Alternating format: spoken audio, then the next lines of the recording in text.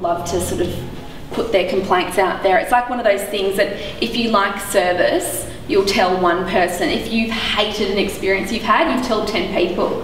And these days it'll be online and it'll be Twitter trending in a minute, so be careful. So as a brand, you need to get any crisis or complaint and just take it seriously from the get-go. Same thing happened with the crisis that I dealt with a few months ago. It all started at 3:10 on a Saturday morning, and we got an email that was actually forwarded to me from the brand's US press agent, just going, you know, not sure what this is about, and we thought, right, this is fine, we'll deal with this. And then by the time I could actually speak to the client, it was 10 o'clock in the morning and I had another 4. So you just always have to remember that. You just never can see how far it's going to go. So you need to have a united front on whatever you need to sit down with whoever it is, and these guys obviously didn't, because the first thing they decided to do was get pissed off, probably have 3 beers and write the email back and then just send it off and go, oh, that's done, let's go to the pub. You know, you just need to go, right, what is the decision going to be? Call everyone in, even if it's 5 minutes, and go, this is what we're going to do and this is how we're going to do it. So the first step is, I guess, to resolve the issue with the party. So, you know, a call should have been, if we're going back to GASP, if I was the PR, it would have been the regional manager gets on the phone to this person or writes a letter to this person and offers them something, you know, probably not a dress because she didn't want to see GASP for the rest of her life, but something else. You know, you don't just shoot an email off and go, that's done. So what you need to do is, once you've decided what your position is going to be on the issue, best thing to do is put together a statement just saying, this is what we're doing, this is the situation, we've been alerted to it, and this is what we're doing. Because that really sort of ties everything off. With the crisis I was dealing with, we had a press statement, went out to every extremist, political, whoever, random person in Guatemala that found my number on the website and decided to call me at 4 o'clock in the morning and express their opinion on the issue. It was like every single person got the same response, because then it's not, one person's getting a response that's different to someone else, and it's the same. It's stakeholders, it's your investors, it's your staff, it's the media, it's everyone exactly the same thing. Then I guess whatever your statement is, if you've got Twitter, Facebook, blogs, websites, it has to go up on everything. With the crisis I dealt with, it was on an international news cycle. People in India picked it up while it was, some ungodly hour here. And by the time I woke up, it was on the front page of the paper. Simple as that. So by having our statement everywhere, people could go onto the website, Facebook, Twitter, find everything to do with our brand, and there it was. They could just take that straight off. They knew exactly what we were doing. And it became fish and chip wrapper 3 days later, after Al Jazeera tried to put me on TV. And I said no. And then basically the other thing is that you just need to have one person that's your spokesperson, probably the calmest person. If it's to do with a person in question, so in the GASP thing it would have been the store manager, he's not the spokesperson because he's hot-headed. He's going to say, run after people saying you're fat. So someone that's cool and calm, probably any of you by the looks of you. And then I guess the other thing is, if you've got online media, you have to moderate them. I was pretty much monitoring this Facebook site 24/7 because people will put up anything and everything. And someone said to me a few days later, oh, your likes have gone up. And I said, yes, but have you seen the amount of extremists and people with fake profiles that were sort of coming after me? And actually the crisis got so bad that someone set up a fake profile under the brand's name. Oh, that was fun. Anyway, so that's sort of just, they're all things to think about, because sometimes it starts this little, but if you've thought about things and you've been proactive and you've got a response, you just go from there. So, setting up your PR department, sometimes it could be staffed by one or not even anyone. So just some quick tips. If you don't have someone looking after PR, it doesn't matter. Just set up a media account, and so all the media know to go to that email address. So it looks as though you've got, 4 people sitting around waiting for someone to call out a pair of earrings. It looks good. Put the contact of that person on all of your platforms, on your Facebook, your Twitter, your everything. It's amazing the amount of people that would find me through Googling me or through finding me on a Facebook page for a client. No one, you send out a bunch of press releases and people ignore them, but then they go to look for you on Facebook because they're bored and they find you.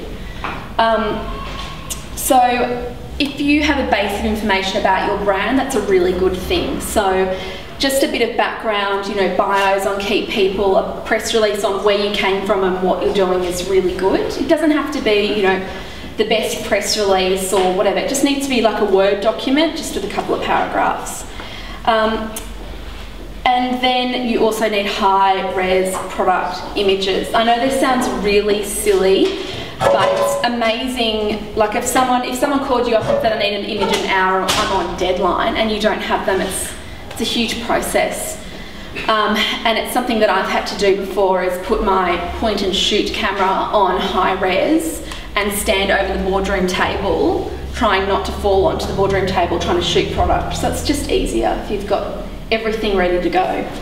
And then if you've got someone just sort of managing your PR account, if it's someone in, one of the assistants or someone who just sits on it, that's a really good thing because you need to be really quick. So, Michael, I know you've touched on this before, but basically the super basics about PR is that if a media person contacts you, chances are they've been thrown a story last minute or they've just been out to lunch for 3 days and they've come in and had to file really quickly. I know you smile, but it happens all the time. Some of the media I deal with, it's actually rare for them to be in the office for an hour because they're between lunches and breakfasts and everything. Don't know how they do it. I'd love to try. So best thing to do is just to send everything to them immediately or to ask their deadline. So, and it's probably moving. Always assume if they say 2 p.m, you need to get everything to them by midday. Right, and if you're sending an email, make sure it's really specific, like Jodie Fox wins Telstra Businesswoman of the Year, New South Wales. Don't put, yeah, I know, isn't she clever? Don't put, I don't know what you'd put because I'm so drilled into catchy subject lines, but you wouldn't put Shoe Woman wins award, like it's just, no, not gonna work. So these are some things that you can do within your own business, and I guess we'll just do the basics and then happy to answer questions. But what you can do is keep media up to date. So, do you have a new collection? Do you, did I miss a slide? No, I didn't. Great. Do you have a new collection? Send media, relevant media, a brochure. Do you have a new product? Can you email the media person just with a picture of it and a few pointers? Can you set up a VIP program? This is the most important one of the whole lot, is to set up a video, like a VIP program. If you're doing a sale, launching a new product, or doing anything with your business, if media can be the first in to get something or get something ahead of everyone else, that's really great. And then I guess it's always nice to send them product, which I've mentioned before, and basically sort of, they get thousands of emails about thousands of things, but if you can send them, a body product, a pair of earrings, a ticket to some gig, which I won't even try and think of something cool because I don't know anything. I'd probably say Cody Simpson, not cool. But so I guess what you want to do is take it to the next level and get people to engage with your brand. So, what can you do? Pitch a story, which I know, Michael, you've written blogs on before. But this is basically, if you want to pitch a story, like it's quite an easy thing to do because chances are you're already reading magazines that are relevant to your industry, to your business, you're reading newspaper sections, you're listening to radio programs, you're doing all that. And if you're not, you really, really need to. So basically, as you read things, and this is what I do, I'll sit in a coffee shop and I'll flick through a magazine, find a column and go, I think X would be really good at that. Just tag it or rip it out. So, if you're not doing this full time, just have all the pages and everything sitting next to you and use them as inspiration. So, what I would do is write all their names down, get the intern or the receptionist to call ACP magazines 45 times and get all their emails and put it into a list. Don't you do it. You want to kill yourself. And then what you need to do is just basically send them your story angle. Say you've just found a column and it's about CEOs of new businesses and you're the CEO of a new business, and you just send the person an email going, you know, in the profile you'd go, like in your subject line you'd go CEO profile, you know, and Will Deeg, you know, owner of brands.com. So the person instantly knows exactly what you want to talk to them about. You don't want to talk to them about random stuff in their magazine, you want to talk to them about that single profile. And then it's literally, and I'm making my job sound really easy, but it kind of is basically what you do is pop into the email, just keep it really short, and I know you're probably all super busy, so it's quite easy. You just literally put in the email, you know, a summary of what you want. So it's, you know, I've just launched this product and it's really cool because no one's done this before in the world, or I would love to do this profile because, you know, I'm the best business person in the country and Telstra says so. You know, that sort of stuff.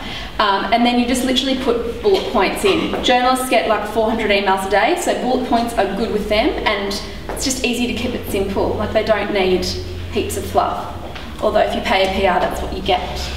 And then I guess what the idea is, I always send them the email because then you can let them think about it, because they might come straight back to you and go, that's the best idea I've ever had, or you know, the person I was putting in that column's just fallen over, or I've just been thrown this story. So they might come back to you straight away, and if they don't, feel free to call them in like a day or so and just check in and go, hi, I'm, you know, X from X, and I sent you an email about X. Be more thorough than that. And just sort of say to them, you know, do you have time to catch up for a coffee, or is there any more information I can send you?